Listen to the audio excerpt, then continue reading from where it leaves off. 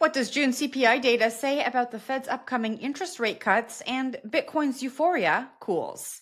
You're watching CoinDesk Daily. I'm your host, Jen Sanasie.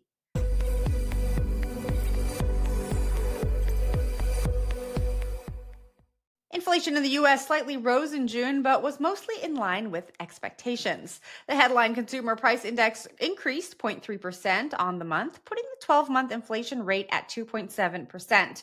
Over in traditional markets, the S&P 500 inched higher by 0.2%, and the 10-year Treasury yield has dipped 2 basis points to around 4.4%. Investors are watching for signs of whether inflation is easing enough for the Federal Reserve to consider cutting rates later this year. At least 2 Fed members have agitated for a rate cut as soon as the central bank's late July meeting. There doesn't seem to be wide support from either Chair Powell or the rest of the policymakers. Prior to this morning's inflation data, the odds of a September rate cut were just shy of 54%, according to CME FedWatch. Bitcoin's bull run has come to a halt, with prices falling from the record high in a classic bull market pullback.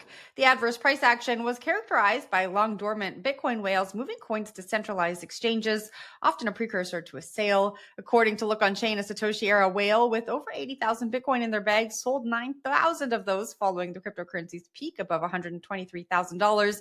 9,000 Bitcoin would be worth about $1.05 billion now. As of this morning, Bitcoin was trading at around $118,353. Midnight is a privacy-enhancing blockchain, introducing vital, programmable privacy and selective disclosure capabilities.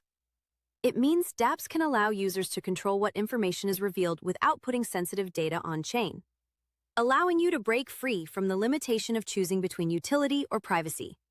We deserve more when it comes to privacy. Experience the next generation of blockchain that is private and inclusive by design. Break free with Midnight. Visit midnight.network/breakfree. Standard Chartered is claiming bragging rights for being the first global bank to offer spot trading in Bitcoin and Ether to institutional clients. The crypto-friendly bank rolled out the offering through their UK branches. The service will be available initially via the UK entity during Asia and Europe trading hours, with 24/5 access. Standard Chartered has been involved in crypto for some time with their digital assets custody and trading, as well as their tokenization services.